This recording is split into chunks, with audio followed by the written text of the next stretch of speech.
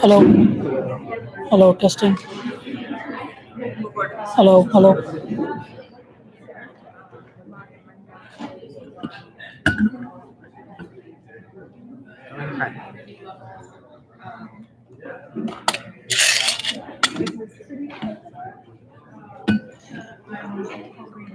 Are you guys on the set?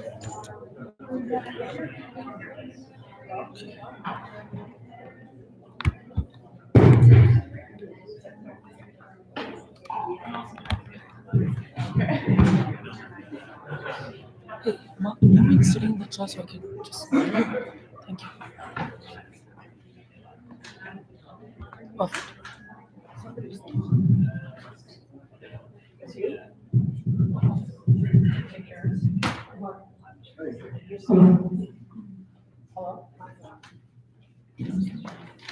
Hello. Thank you for coming tonight. We can get started momentarily. If you guys want to take a seat, there's a lot of open spaces.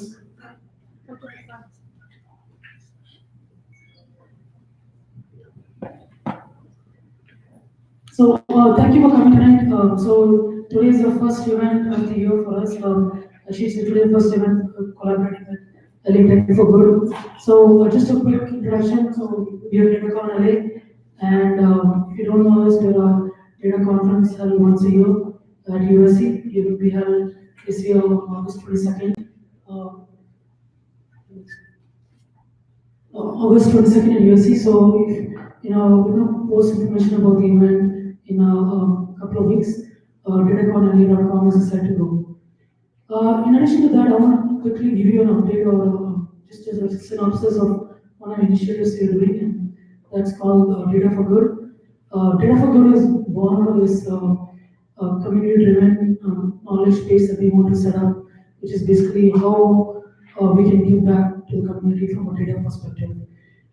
With that mindset, we actually have set up an advisory board, and we're collaborating with public and private corporations and enterprises to come up with thoughts about what data looks like and how can that be used for social impact. Conant is one of the board members, and we have several other members right over here. Todd from AILA is also one of them. So one of the key initiatives and our thought process is that from a public-private perspective, how data would look and how would that impact social good. And we'll be coming up with one of these panels. This is in fact our first one on climate change.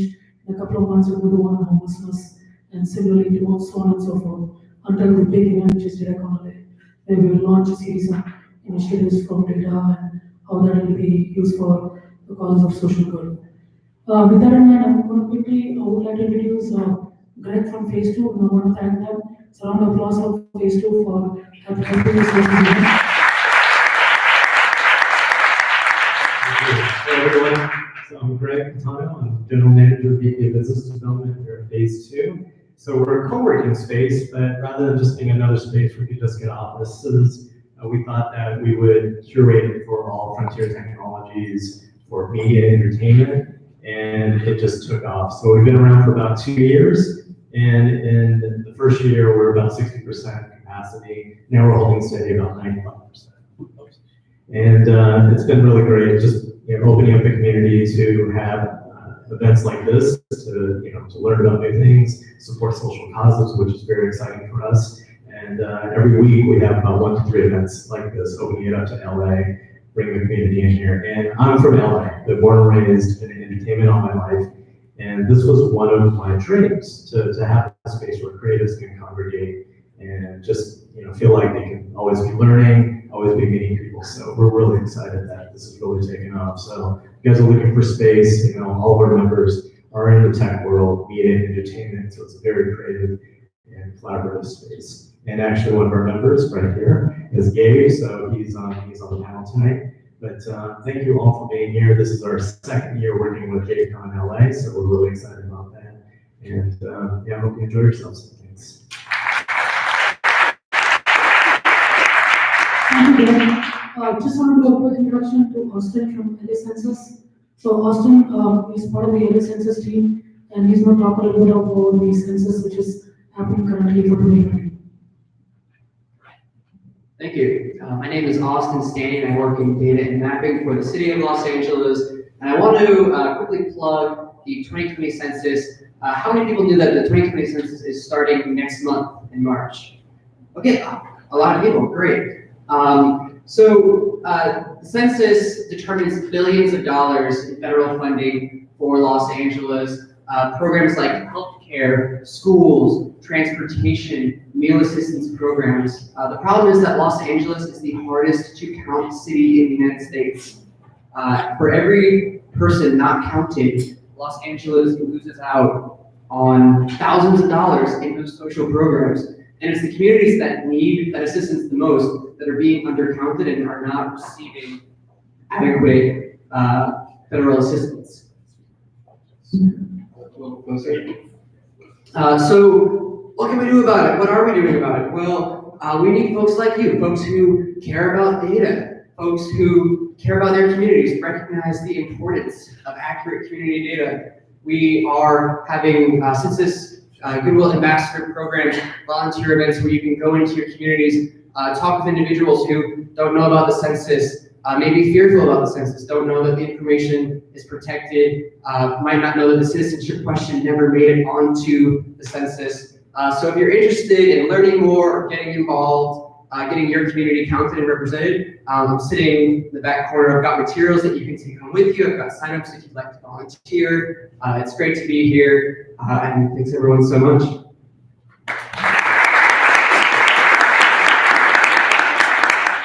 Thank you, Austin. So without further ado, I'm going to introduce Karen. Karen runs Data4Good, and I'm going to hand over to her and she can do further introductions. Thanks, Subhash. My name is Karen Borchgrevink. I am Executive Director of Data4Good. We are excited to be hosting with DataCon. Thank you to Phase 2 for hosting, and thank you to everybody who came here tonight. We're really glad that you're here. Tonight we're going to be talking about two defining issues of our time, climate change and data and how they intersect. And our perspective on this event was not to use data to prove that climate change exists. We all know that we're kind of beyond that. And so we're really trying to showcase people who are doing data-driven initiatives that are working to impact climate change, to mitigate climate change. So I'm a firm believer in the thought that a rising tide lifts all boats, and that by showcasing people like these three talented panelists, that kind of supports a growing movement and empowers all of us to do more and engage in social change focused activities. So like I said, Data4Good is a nonprofit. We've been technically a nonprofit for 5 months. We are the leading organization at the intersection of tech and social impact in LA. We work in the nonprofit / social sector, and we work in the tech sector, and we work to narrow the gap between those two worlds. Our program is very diverse and very issue critical. We have showcased, for example, organizations that use tech to support survivors of domestic violence. We work around digital inclusion and digital literacy. We've been recently involved in a campaign to save.org, which is, there's an attempt to sell the .org domain name to a private equity firm for $1.something billion that will jeopardize the .org websites for over 1.5 million nonprofits and NGOs around the world. So that's the kind of work that we do. We have an amazing team. I would like our team to stand up because I hope you'll get a chance to speak to them before the night's over.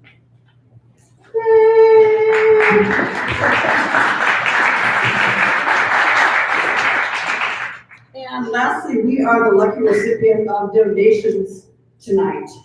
We'll hope that you can consider contributing. $10, $20 would be really awesome. That goes to help defray the cost of programming for tonight and to help keep our events free and low cost to the community, because the topics that we touch on are critical to our future. Are your donations tax deductible? You can donate at our table through our app, or actually here. Old school, or at bit.ly/donate LAT4G. And it's your generosity that makes events like this possible. So, all that being said, our format for tonight, we have 3 panelists. Going to be a 10-minute presentation from each of them. Then we're going to have a little kind of moderated discussion here for a little bit, and then we'll open up for discussion with the audience. And then we'll have some time for networking at the end. So that being said, our panelists are Dina Montag from UC Santa Barbara, Gabe Renee, Executive Director of Versus Labs and Foundation, and Emily Conant, who's a data scientist at Nexleaf. So our first speaker, I'm going to turn it over to Dina.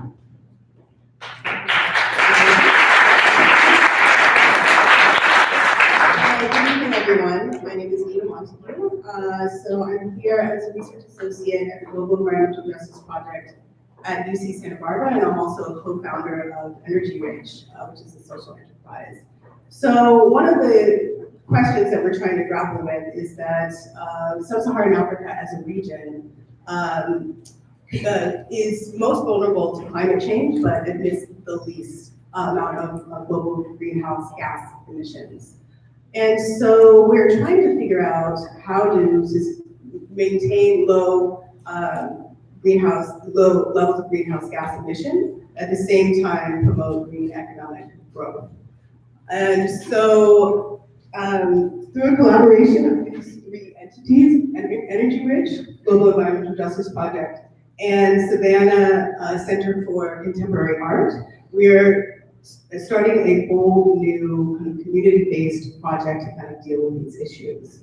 So just a brief bit about Energy Rich. I co-founded Energy Rich with my colleague, Maria Cabre, who's a leader in expanding solar access in Burkina Faso.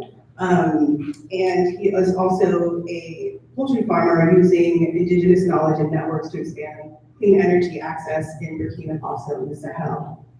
And so we develop locally produced, innovative clean energy solutions to advance justice in Africa and the diaspora.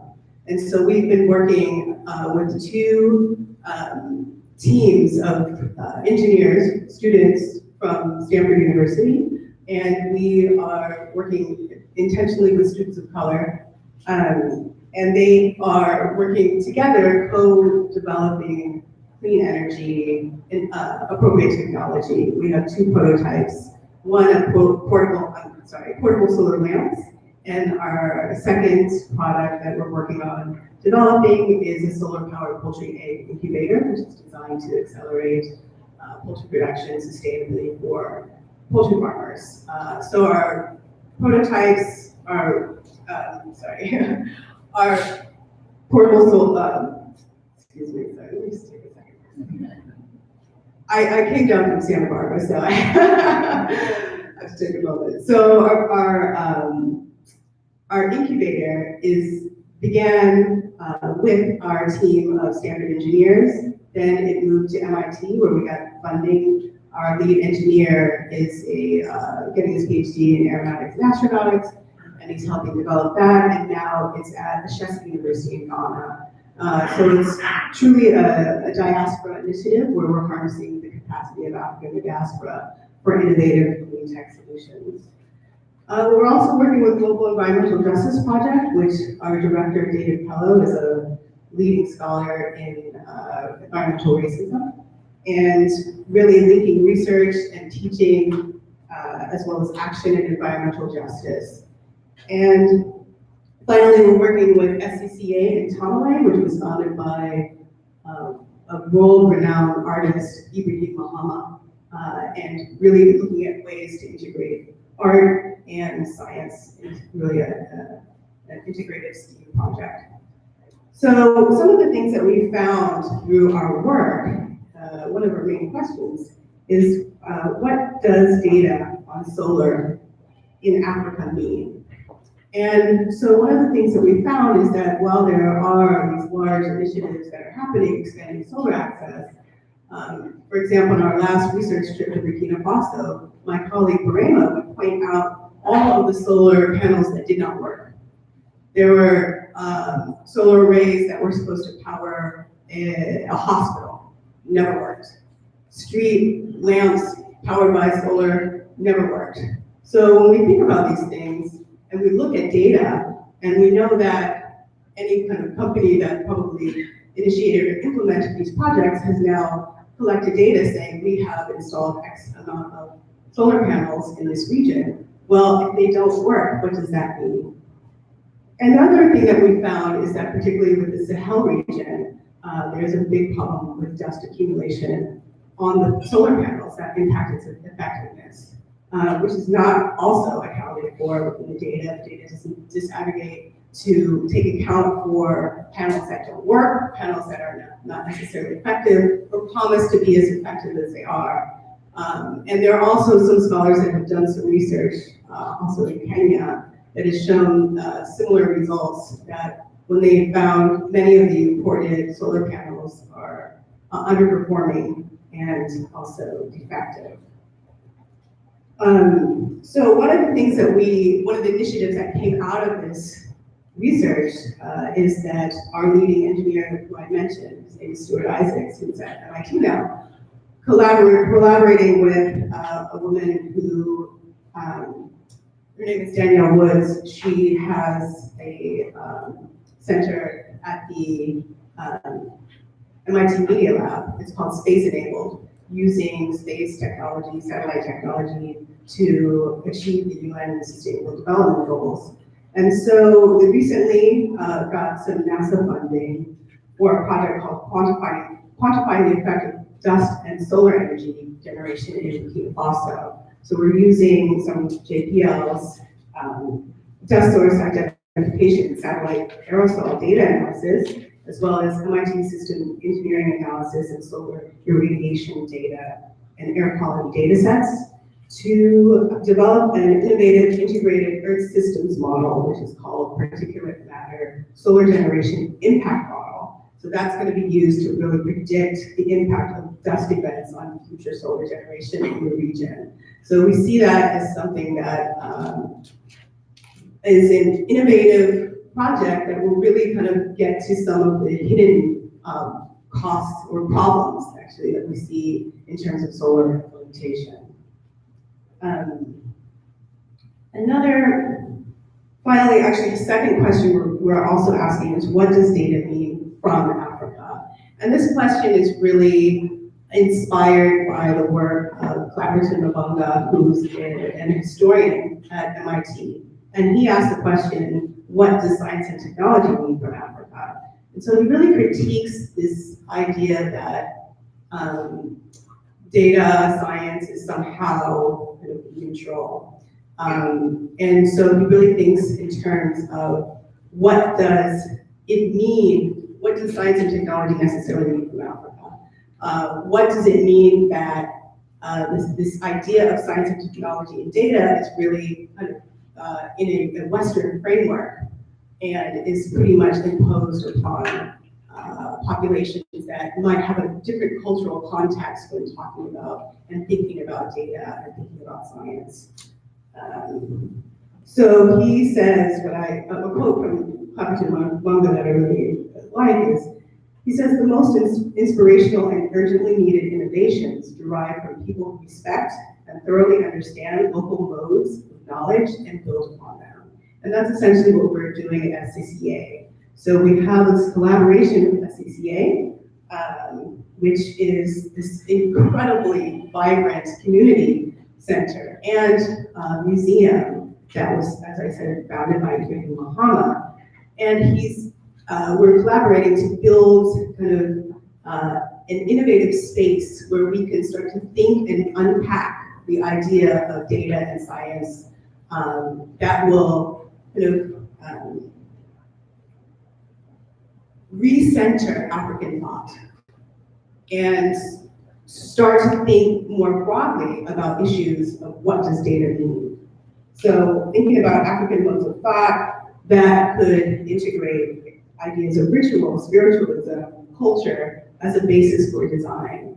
And through this initiative, we hope to kind of reframe from an African perspective what data means, and thereby hopefully collect in a much more sustainable and thoughtful way of what data can mean and how we can start to innovate and co-innovate together.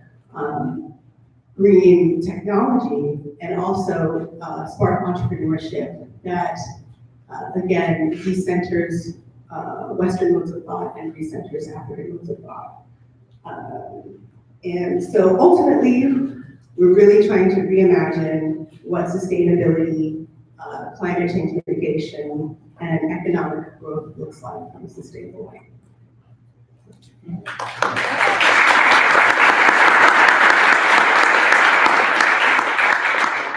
Thank you, Dina. That was really informative. Really well done. Thank you. Next, we're going to have Emily Conant from Nexleaf.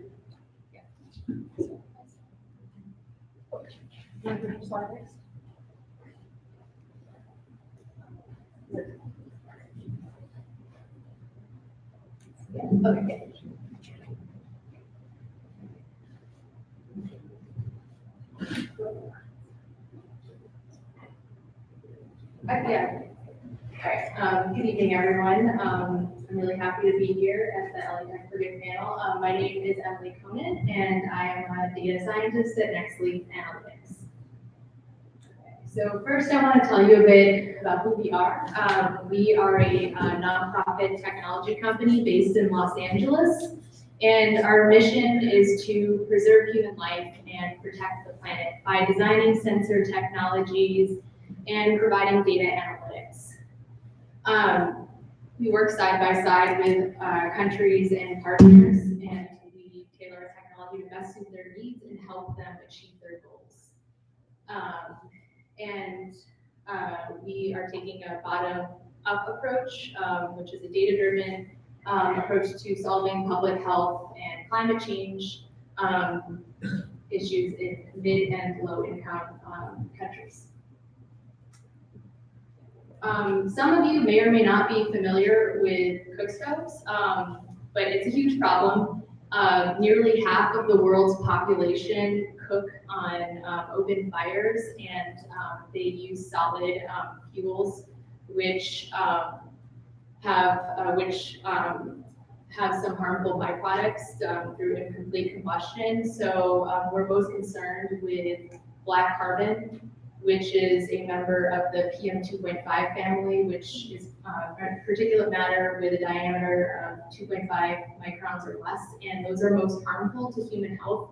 Actually, 4.3 million people die prematurely each year because of indoor air pollution, and that's more than malaria, HIV, and tuberculosis combined. So it's a very significant problem, and black carbon is the second leading cause to climate change behind carbon dioxide. So we care about mitigating black carbon. It is a short-lived climate pollutant, which means that it will hang out in the atmosphere for a few days to a few weeks. You probably noticed in Los Angeles, we don't get a lot of precipitation, so some days look hazy. That's all the particulates from the 405. Unfortunately, deposits will fall onto snow and ice, as you can see in this picture, and into the clouds. And normally clouds and snow and ice reflect the solar radiation, but unfortunately the black carbon causes them to absorb the solar radiation, thereby producing heat and causing burn. And believe it or not, cook stoves contribute to 1/4 of the black carbon emissions, which is pretty significant. And the other contributors are diesel engines, industrial processes, and biomass burning, which is from like agricultural burning to clear out fields. So we care a lot about solving this issue, and we believe that that can be done by promoting clean cooking. So clean cooking is a process of cooking on an improved cook stove, which means the stove has been is more efficient, thereby requires less fuel, and therefore it pollutes less.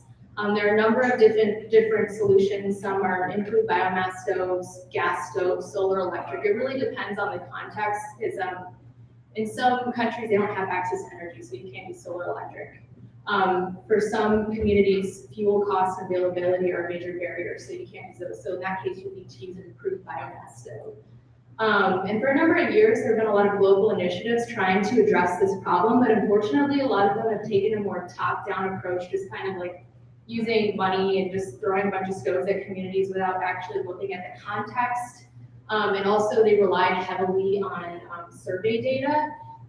So they'll often deploy stoves and then claim that they reduce emissions by a certain amount, but they don't have any evidence to back up that people actually adopted those stoves. So we care a lot about taking a data-driven approach to solving this issue so that we can show sustained adoption and displacement of traditional cook stoves. So we monitor cook stoves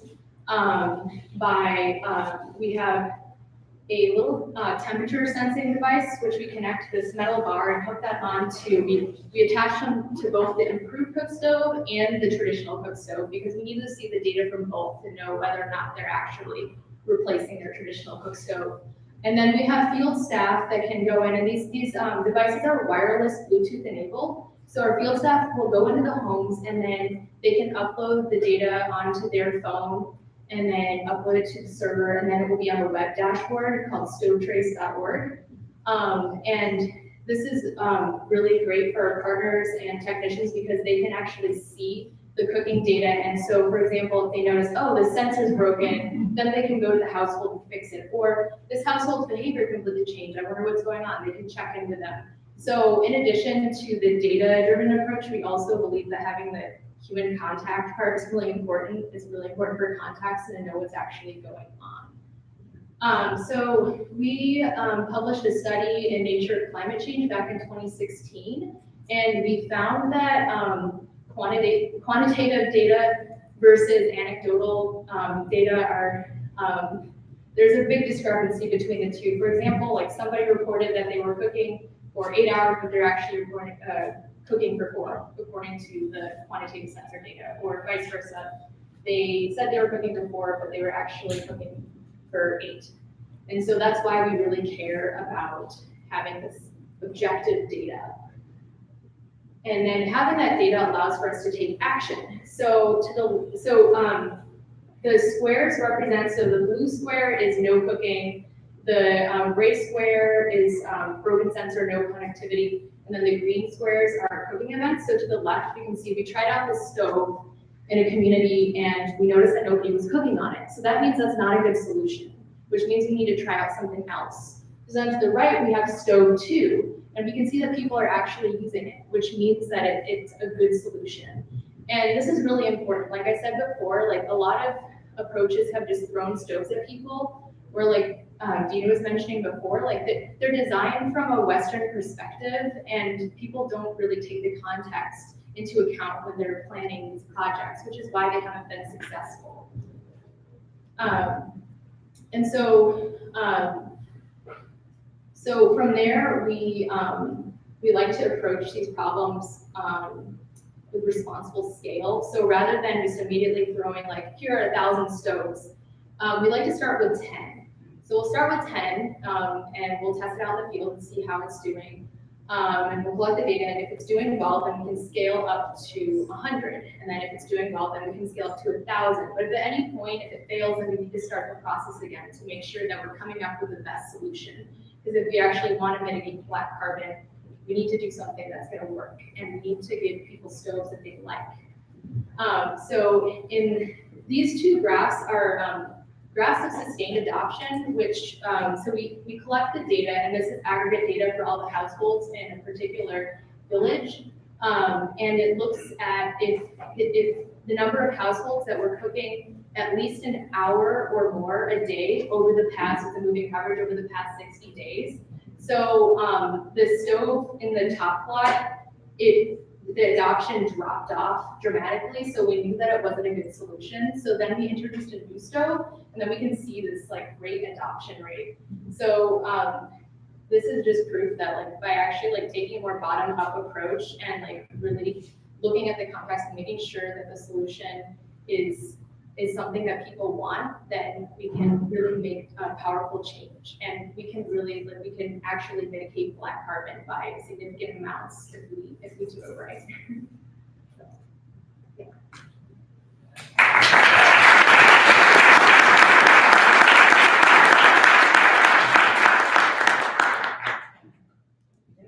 Thank you, Emily.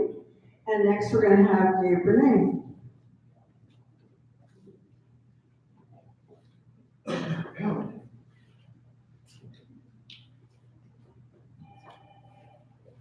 Well, we're getting that up.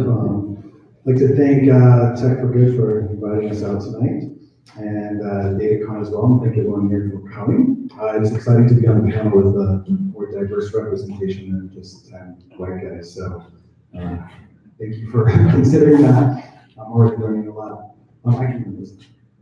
Thank you. So we are Versus. We're powering what we call the spatial web. We see that as the Web 3.0 era. It's really a transition from a web of screens into a web where people and content, information, objects, and even the exchange of value are coming. It's sort of the physical version of today's web. You end up with the sort of usual suspects that you see in every McKinsey or Deloitte report, which is AR and VR, IoT, artificial intelligence, smart applications, blockchain, edge compute. But interestingly enough, you can actually slot those into the classic data logic interface tier that you found in Computer Science 101. What we'll see is there's kind of a protocol that always connects those tiers. It's how we build our networks. When we designed the web, the inventor, Tim Berners-Lee, who was working at CERN at the time, came up with hypertext transfer protocol, and hypertext markup language. Fundamentally a text-based document-oriented web. We've invented hyperspace transaction protocol. It's a multi-dimensional spatial protocol that deals with the activities of the world, like geolocated, or having to do with IoT devices, or what cameras might have access to information, whether or not sensors can track information, how AI is processing data, and how that's being distributed from the edge or in a trusted manner with blockchain or distributed ledgers. So we've taken those core protocols, we've put them into our nonprofit foundation. We call this a Spatial Web Foundation. It's kind of like the Linux to our Red Hat. So Versus is more of a commercial entity that's developing solutions on top for governments and industrial and enterprise. The core challenge that I want to talk about today starts with this quote from the sort of infamous Peter Drucker, which is, we can't manage what we don't measure. And if data is about anything, it's about this question. The problem that we see really breaks down into three sub-problems. So one is a spatial problem. It actually has to do with the way that we describe the physical world in symbolic language. Is a massive gap, right? So there's physical activity, all of our day-to-day activities, and then the digital administration, which we pretty much present to people on screens. We tell people what to do, we don't show them how to do it, right? Of course, if you wanted to tell me how to play soccer, I'd probably be pretty horrible at it, but if you show me, I got a chance. So we're spatial entities, we learn spatially. We've not developed spatial programming languages outside of our games that allow us to actually start to operate in the world with technology the way we do in sort of virtual realms. So we rely on our symbolic. So secondly, there's the semantic, which is all of our data is fundamentally sort of fragmented, silos, it's in different systems. And the way that we describe fundamental things like location or identity or identifiers for things, and the way we describe activities are different in every system. This ERP or warehouse management system or report management system or any sort of enterprise system. So there's no standard for that. And finally, there's a social sort of gap, which is there are regulatory policy and laws that we're operating under right now today. Now, if we had something 10,000 years ago show up, they could still recognize all the shapes of the world around us, but they might not know what a chair is or understand the functionality of a microphone. So how we integrate the trust around data that relates to policy and laws and our understanding is at the heart of a larger problem, which is the missing ingredient, which is context. This is where you can integrate the semantic data sets, the social policy, and the spatial sort of geolocational understanding of the world. This is what the spatial web looks like. And of course, there are huge concerns there on the social side around trust and privacy and security that we know can start to, we have a lot of fear around facial recognition, tracking, and sensors and beacons and wearables. I don't know if you read it, but the Roombas were like scanning everyone's homes and then sharing the maps with third parties so they could sell you something. So there's not good policy or standards around any of this. But context becomes the canvas, the real world context that then we can use to start to drive richer, more accurate, more relevant, more coherent data sets. So that's kind of what it looks like when it comes together. But going back to our core question for today, which is we can't manage what we don't measure, we have a bigger problem. Our house is on fire. And we aren't sure how much fire it's on. We've got these data sets that are pulled from different sources. We know 2020 was the hottest year ever recorded. And we know that there's a lot of action and activity that's saying, let's take moves. Billionaires are stepping up with trillions of dollars worth of solutions. Kind of on a weekly basis now, we hear a little bit of good news, but it feels really disorganized. There's no sort of single point of alignment or integration around this. And at the heart of it, we know we've got to solve this problem. We've got a goal. We set it with the Paris Accords. We know we need a certain drop in emissions by 2030 and then 2050. The Paris Agreements have helped set these standards. We know we've got a couple scenarios, 1.5 scenario. But what we have here is goals. We don't have a plan. And we know a goal without a plan is just a wish. And we're not going to be able to wish our way through this one. So this is the solution that we're proposing, open climate. And this comes down to something really fundamental that I never thought I would be talking about in public, which is accounting standards.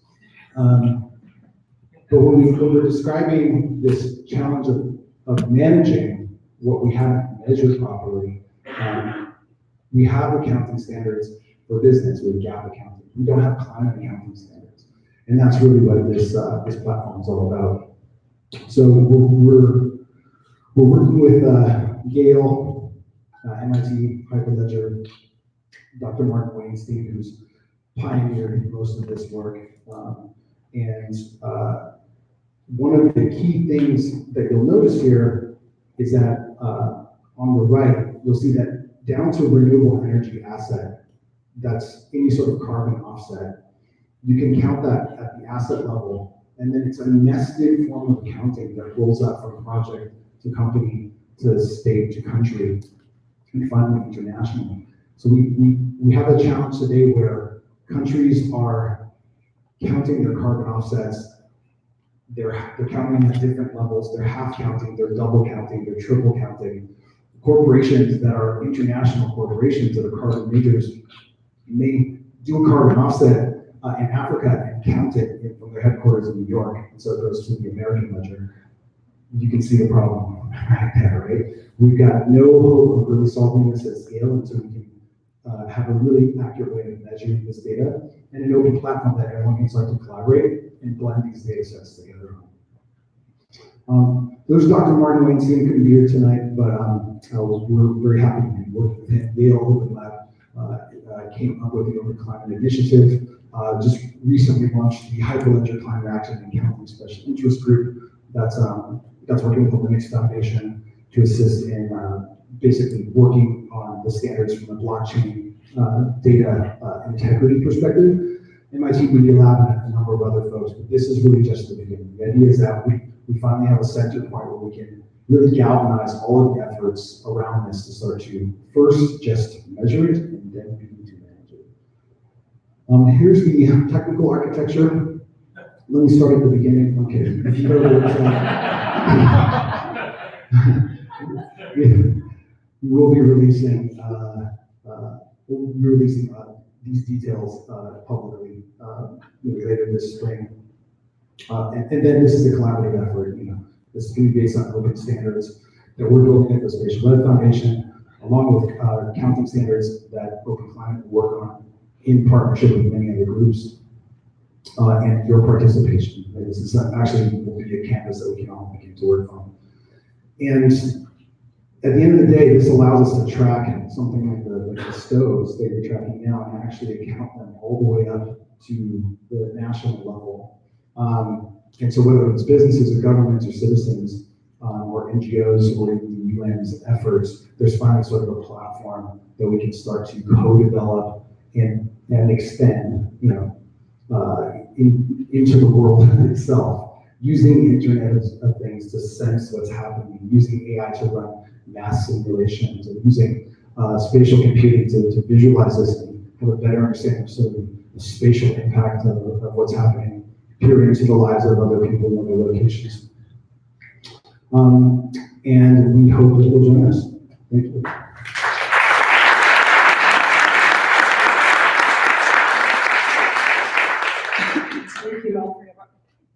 Thank you to all three of our panelists. Fascinating. I have a few questions I was going to pose to them, but I think that you all might have some specific questions to their projects. So I'm going to ask them. The first question is, why do you do what you do? You don't have to answer. You can answer it. Anybody want to do this?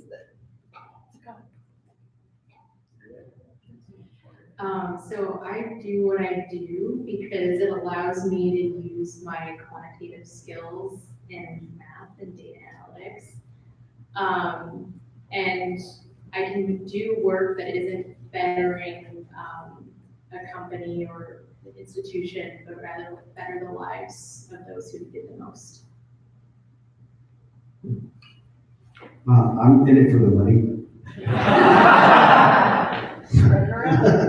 No, I think in all seriousness, every generation has its challenge. We're the first and only generation that has the existential double threat of climate change on one side and technology on the other side. And what I think we have to do is wrangle the exponential power of these technologies, tech for good, in service of this global challenge, which is it's not turns out it's not an alien invasion, it's just us. But this is the first time we can all really get able to address it to the scale. So that's the motivation for me. So we are, as I said, harnessing the intellectual capacity of African diaspora for innovative change. I think one thing is that I had been noticing how we are marginalized from a lot of these conversations, and particularly our kind of frameworks in which we kind of understand the world are necessarily integrated into kind of this Western kind of strict models of what data, what science is, et cetera. And so I wanted to make sure that our voices are definitely at the forefront of what is happening in terms of mitigation against climate change, issues around environmental and justice, environmental racism.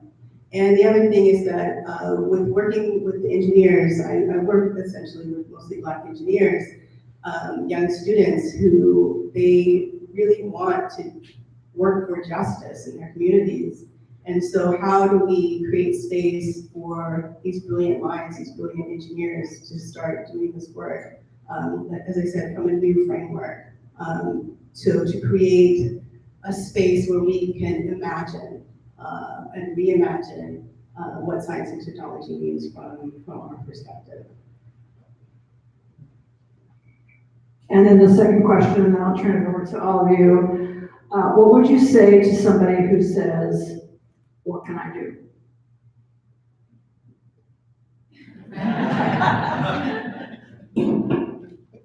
I would say be an advocate for data integrity.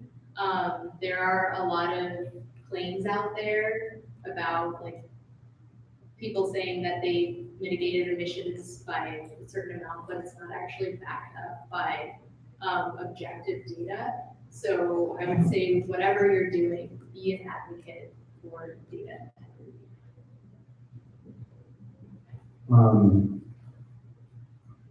Vote for people that believe in science.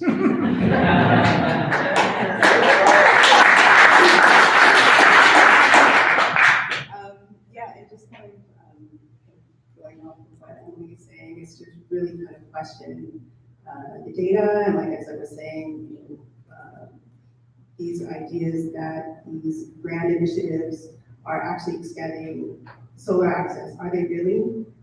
And so those questions are extremely important so that we just don't take for granted that these projects are actually successful. And also that the other thing I just want to add, what's really integral to our project is that we are designing systems that can be locally produced from components. So the idea that kind of this whole all these solar initiatives are missing a huge part, which is the community.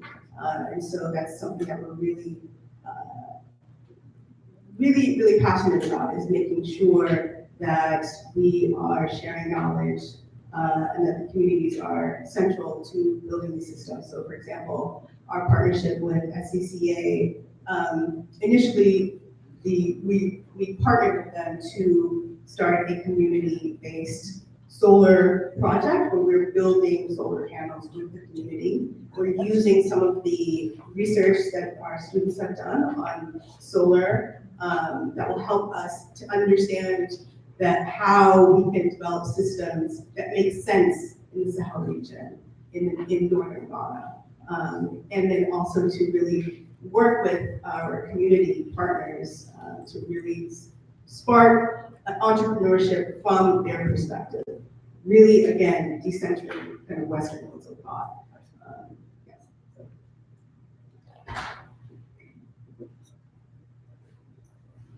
Great. So I think I'm just going to turn it over to the audience. We have a mic runner over there. So if you want to raise your hand, you're the first one. So let's start up here. We want to make sure she gets her exercise though. So if your next hand wants to be a little bit back over there, that'd be awesome. Stand or sit down. Okay. My name is Siu Hin. I have been working on environmental justice for many years. Last 2 years, I have been involved in, for some strange reasons, involved in two major green tech projects, and one worked real well. One went to another disasters. So that's my personal experience was do something, use lowest possible tech approach to solve a high tech problem. So that's my experience, but that's my view. That's what. First, question was, after all this your presentation, I still don't understand what you want to accomplish. Can you maybe one short sentence? Can you tell me what exactly you want to accomplish? Number two is, can you give us what quantifiable result, like how much the project you have done or in the future can save how much energy or maybe environmentally better for the community? Because when we done this, we do kind of calculations and we know exactly how much will come out. Thank you. Your question is to Gabe, right? Huh? Your question is to Gabe? Everybody. Gabe goes first this time. Except Monday. I think so let me make sure I answer your question. What are you doing and what's it good for? Is that the question? Yeah, and then how much result? So we're working based on the goals set by the Paris Accords, which is a 1.5 minimum reduction by 2050. Okay. What we're doing is we're helping to develop the standards that then will require everyone that's made that pledge to operate under those standards for the reporting of every activity that happens regarding climate or carbon usage at the national level, all the way down to a device. So that's what we're doing. What's it good for? Hopefully we'll save the world, not Bruce.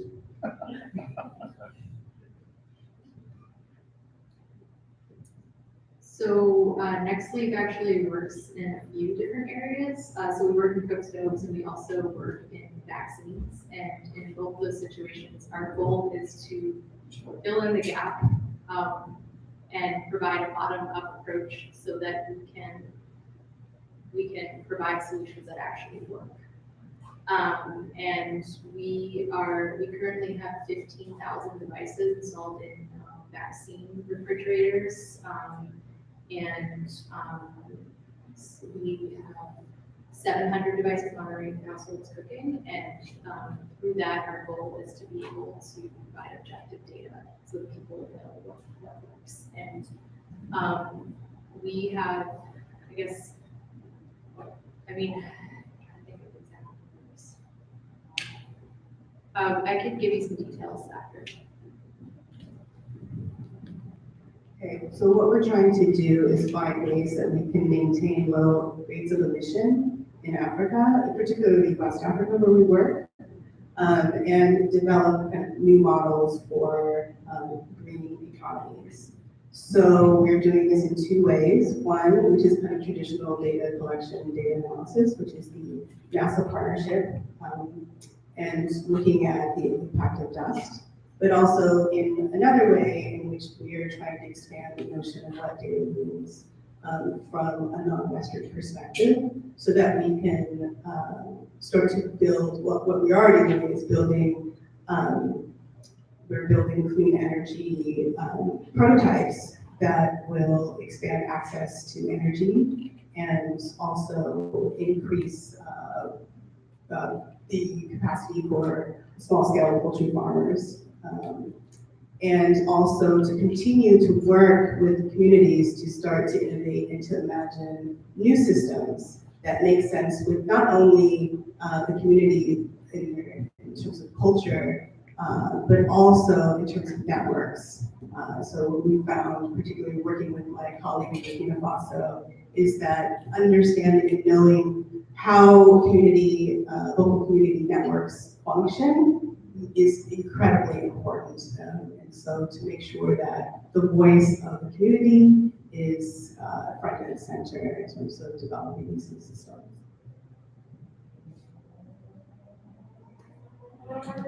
Good evening. First of all, thank you for wonderful things you're doing. And I think the two of you work together as sellers, open for Sub-Saharan Africa, which I think would be wonderful.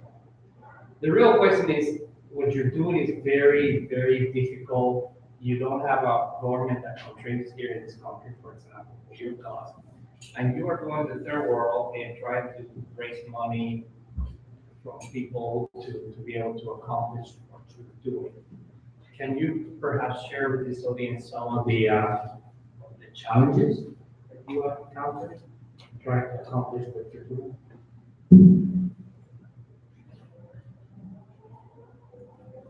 Sure, yeah, we have a number of challenges. Yes, funding is definitely one of them. The work that I'm describing now has been really coming together over the past year. We started with our prototype several years ago, but in terms of integrating that work with SCCA and the Global Environmental Justice Project that's coming together last year. Some of the other challenges, Burkina Faso has been having some problems with, in terms of the violence that has been happening in the Sahel region, which starts to impact our work as well. But actually would kind of rather talk about our accomplishments more than our challenges. I mean, we have many challenges, but I think one of the things that I'm very proud of is that we've brought together an incredibly dynamic international team of just passionate young people. As I said, the engineers that I work with are just spectacular. And my colleague, Lorraine Macabre, is a celebrated entrepreneur in Burkina, and so has worked to expand solar access more than anybody else in that country. And I think to bring together, kind of, as I speaking of Africa and the diaspora in this type of initiative has been is something that I think has been quite life-changing for all of us that have been involved in this project. And again, as I say, that the idea of what may be possible beyond our kind of modes of thought and modes of thinking right now, our imagination, reimagining aspect of our project, I think is very exciting. So to see what can happen and what the potential is to start to kind of move past normative frameworks, something that I'm excited about. But I think that we have faced the same challenges that any other social enterprise or academic project has faced. I don't think it's probably the usual problems that every project has faced.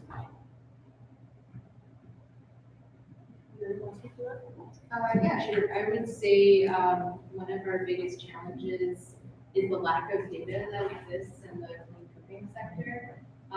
We're trying to advocate for data-driven approaches, but a lot of other organizations involved kind of continue operating in a different way. So it's difficult to start from one thing.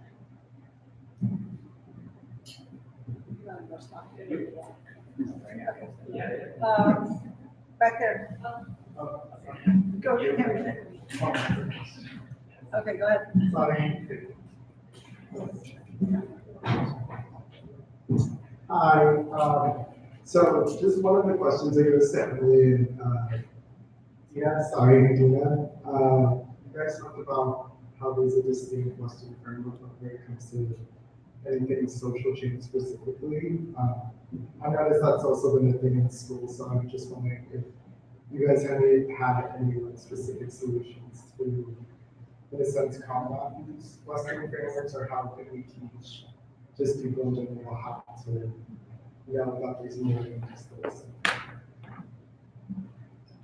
Yeah, one of the things, as I was speaking about, this idea or the reality in which there's this expansion of solar, all this, there's these data sets that say X amount of solar panels have been set up in X region. I think that the fact that from what I saw on the ground, what I've seen on the ground in Burkina, that there are so many projects that just simply don't work. Part of that, I think, is this kind of Western drive to create this data that looks really good, right? Or that there's a certain methodology that that has been, kind of established over time that every project must do X, Y, and then Z. That doesn't necessarily mesh with what people are experiencing on the ground. And so that kind of disconnect is not only problematic, it's dangerous. And so that's why I think, even though it probably sounds quite amorphous right now when I talk about this reimagining, I think that's really, really important. Because as long as this kind of strict methodology is the only way to show or present how you define success, then this disconnect will continue to manifest and be problematic. I don't know if that answers your question, but.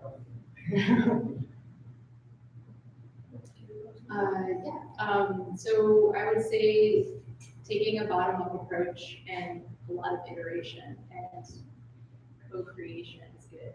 Like, it's better to work with communities side by side rather than just come and be like, this is what you should do.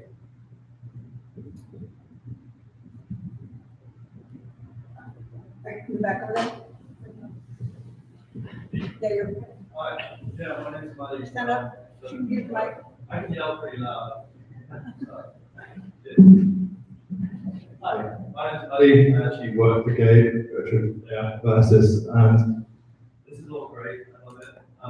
But one of the challenges that I always saw when it came to Polluting? Is that it's like really loud or really quiet. at the same time? Yeah, so one of the challenges that I found in Space was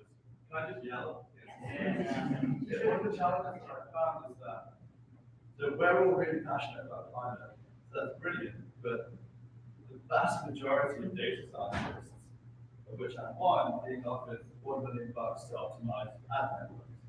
And one of the reasons those companies are so successful at what they do is because they incentivize this big, massive people who don't really care about what they're doing but have this technical skill. So we need to shift some of that mindset onto these projects. So I'm just curious as to how you guys are approaching that challenge. Because in my opinion, unless we cross that barrier, you know, what do we do?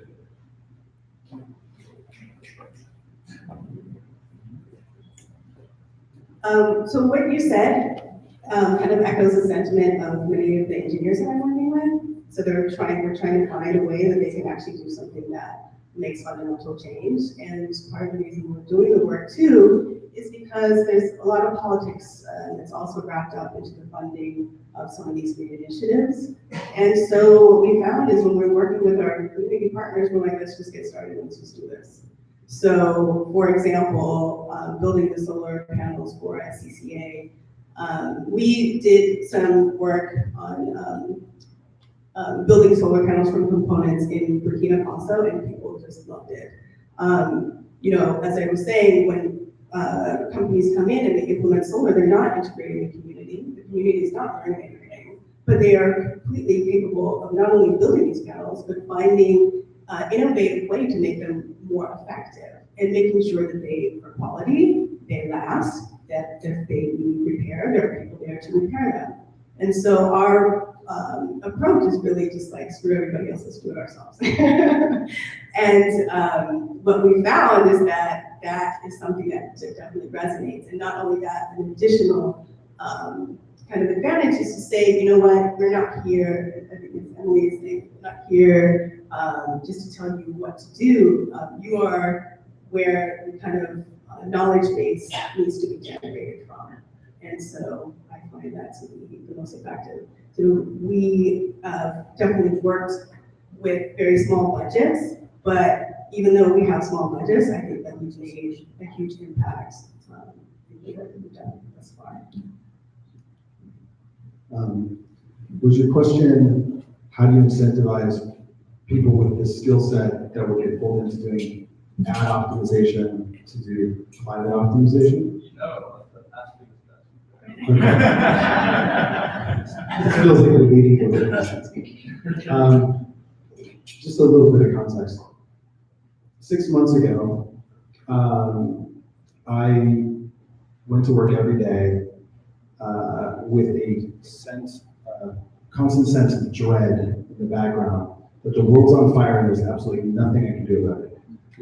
We spent the previous 6 months working with some of the largest supply chain shippers in the world around climate optimization. I don't have a climate background, I'm not a climate scientist, I'm a technologist with a bit of philosophy thrown in for good measure. When I realized that recycling is a total sham and completely worthless, and I spent 10 years trying that path, turned out we just go dump everything in China and now Vietnam and Indonesia and just give it to poor people.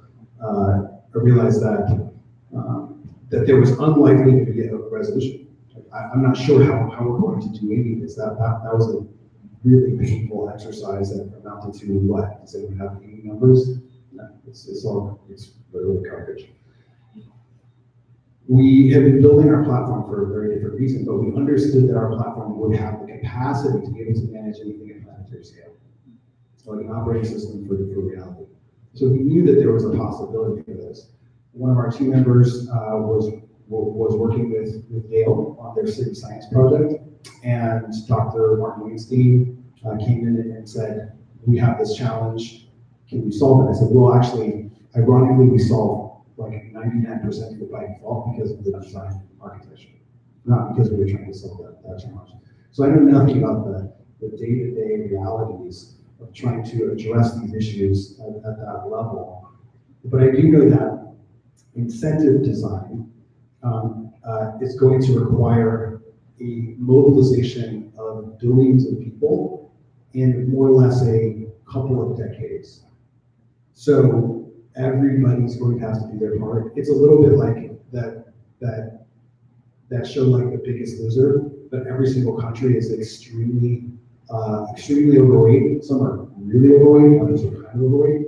And at the end, everyone has to lose a total amount of weight. If one party doesn't do that, everybody dies. So how you incentivize that, how people basically create assets out of those incentives and use those to fund projects on the ground, right? Where there's a bottom-up and a top-down approach to this. This is the largest collaboration challenge on the planet, and those types of incentives, when I look at so-and-so wants to plant 1 trillion trees, I'm like, what kind of trees? I think David asked the other day, maybe they should be fruit trees. We solve a couple problems with that instead of just the climate problem. So I think there's a challenge of both a holistic thinking and approach around this that is fundamentally based on systems thinking. And then there's the practical realities of trying to organize billions of people toward a single effort. So I think that governments and incentive design and the kinds of money that are flowing into this just need the right funnel. And then we need to listen to each other to learn how to go address these challenges. So that would be my response. Subhash wants to speak about this one. So sorry, I'm sort of cutting you, but so I think what you asked was a great question. I think it kind of plugs into what Data4Good is all about. And I just want to highlight and stress some of the key things.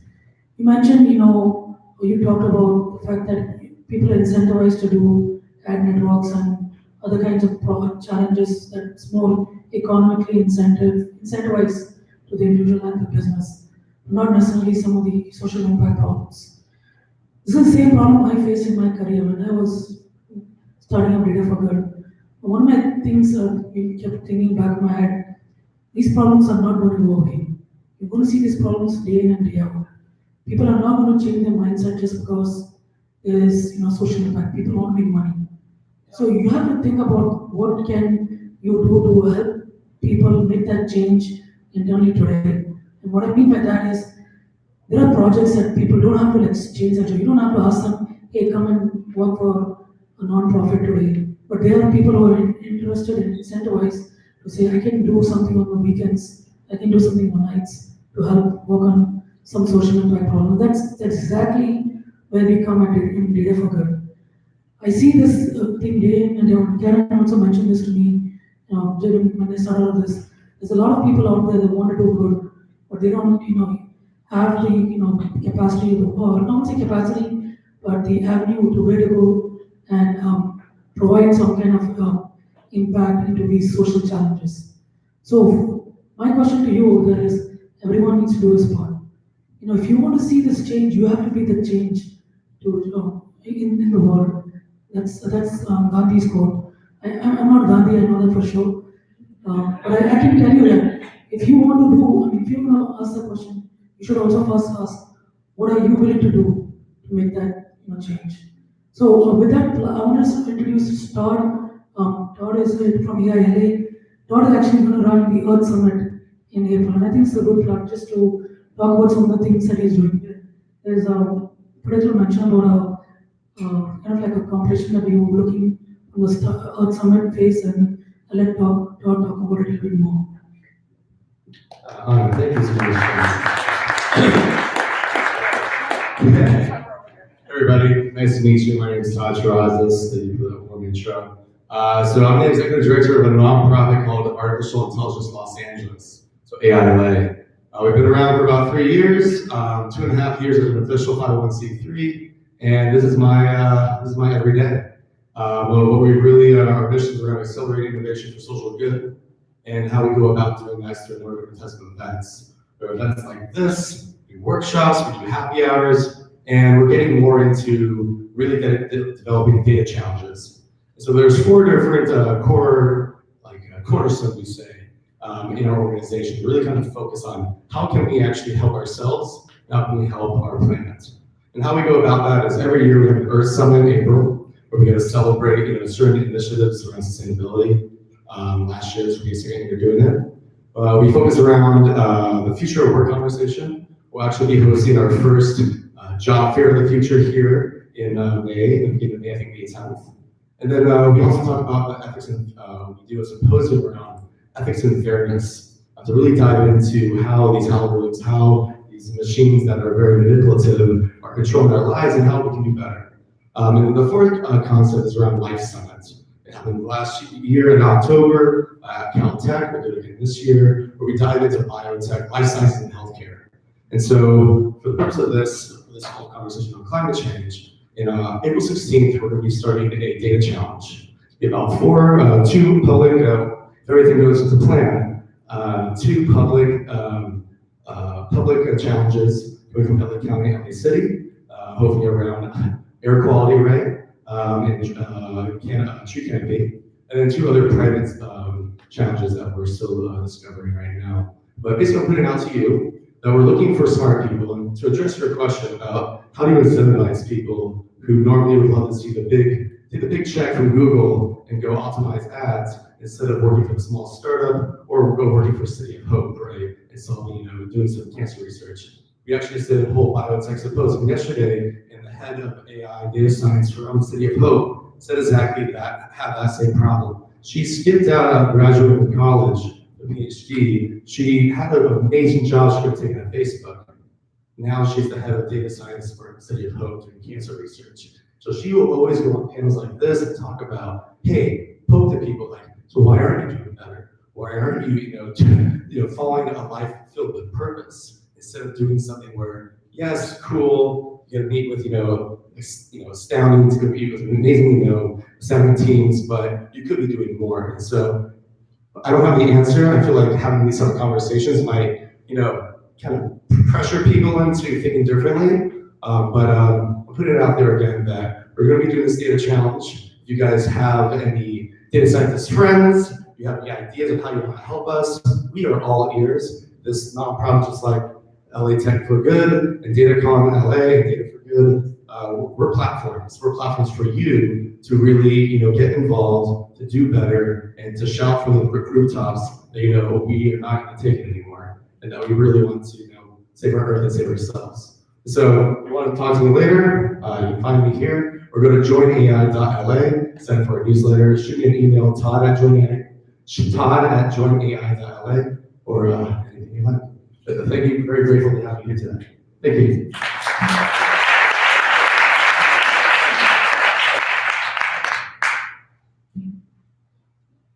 Lauren, do you have a question? Oh, no. Keep turning it down. How many of you have good? In orange. Woman in orange shirt. It's coming. Thank you. Thank you very much for your presentations. It was really interesting. I actually worked for one of these organizations that is doing one of those big solar expansion projects in Burkina Faso. So I agree with chat after. So my question is, the work that you've all described is all very meticulous. You go to the ground, you talk to people, you measure everything, and then you start doing things in a small way. How would you respond if someone said, our house is on fire, we don't have time to be so meticulous, we should just throw billions of dollars at the wall and see what sticks?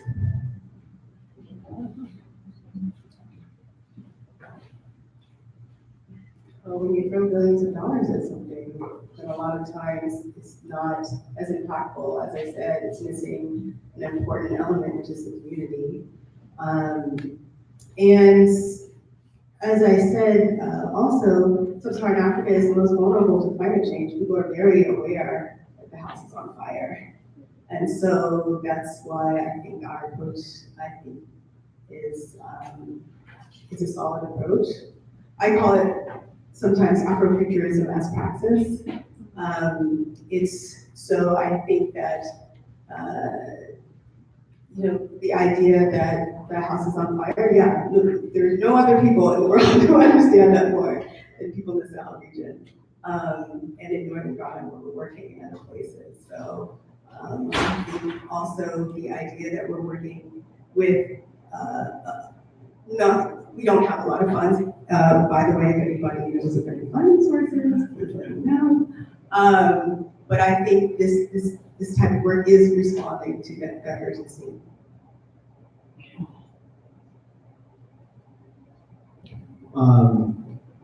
They're throwing the money now. So how are we going to catch it, and how are we funding? The money's coming. The richest people in the world are going, oh, right, legacy.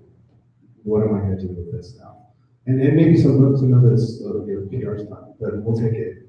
I think the question is now, there's something interesting that happened in the last few years with the whole sort of blockchain cryptocurrency phenomena.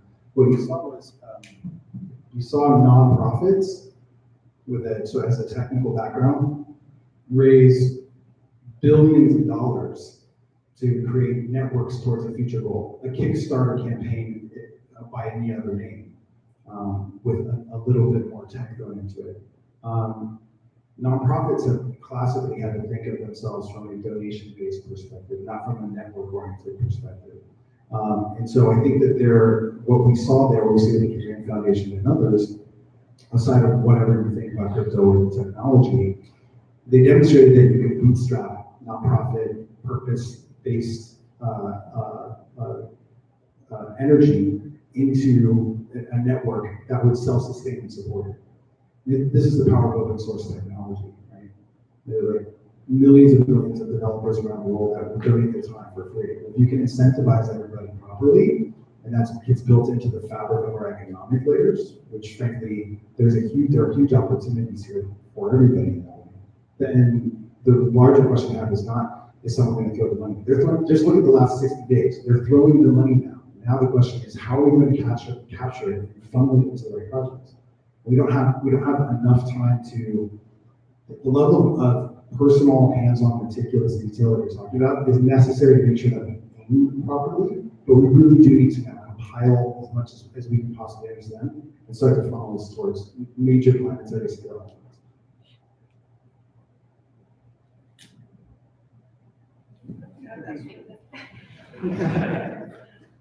One more question. One more question, I think we'll wrap it up. Well, first off, congrats on your work. You're always Well, congratulations on your work you're already doing and having a positive impact on Earth. And my question is, what is the relationship, in your opinion, between that grassroots efforts and the community approach versus that global, like we all need to be on the same page because if one person doesn't look this way, we're all done. And how do you balance that?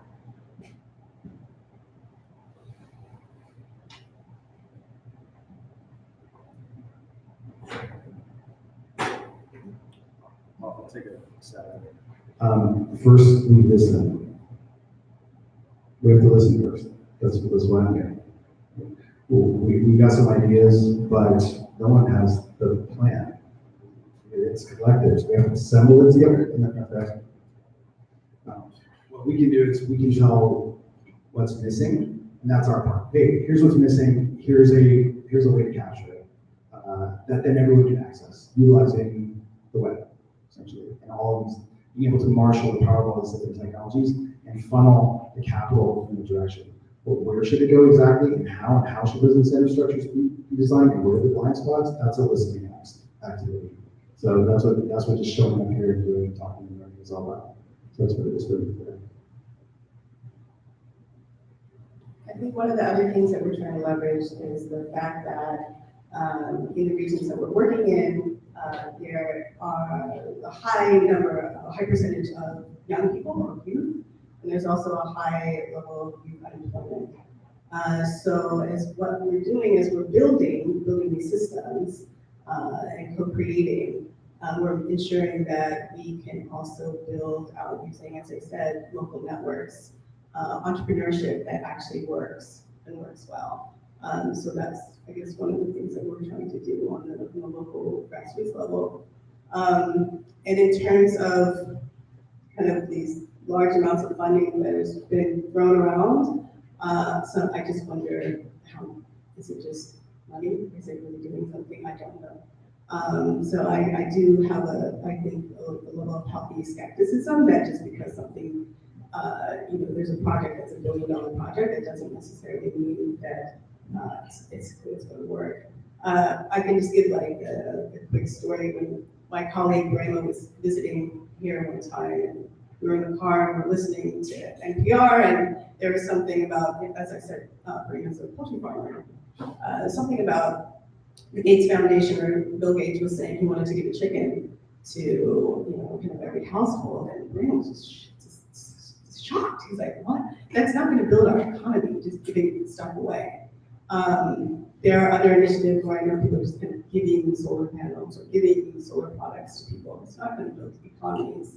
So again, as you're saying, listening and understanding what these local networks are, what they mean, and really, again, like thinking outside of our Western framework so that we clearly understand what's going on, to deconstruct our own biases. I think it's really important. So there is a lot of global awareness about cook stoves and the millions and millions of dollars put in to solve this problem. But in India, in a football stadium, there's a football stadium that is basically a dump for cook stoves, clean cook stoves that people have abandoned, all piled up. And that just shows you that you can't just throw money at people. You need to co-design and work with the communities from the ground up to provide solutions that really work. I think on that note, we'll break down and let everybody talk to the panelists and stuff like that. But I think that one of my takeaways tonight is really kind of echoing what Emily just said and Dina said about people are going to solve this challenge of climate change, and data is an instrument. But if we aren't out there from the ground up working with people to empower them to make change, that's what data can support. So I think that there's I don't know if you all know DataKind, but the founder of that nonprofit says, is really an advocate. Data is not neutral. It's on the service of whom. And if it's in service of the people of the globe, which I think is another part of the perspective that people have brought tonight, then it'll be a valuable instrument. So anyway, I hope this evening inspired everybody. I think we've dealt with some challenging questions, some provocative thinking, and some inspiring work and solutions. So hope you all can network for a while and talk to the panelists and take away some, and step up your own activity and making the world a better place.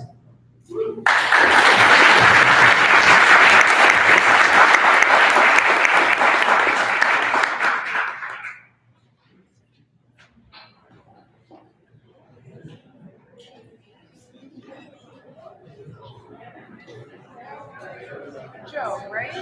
Okay, I just wanted to make sure I remember. That's funny, because it's like,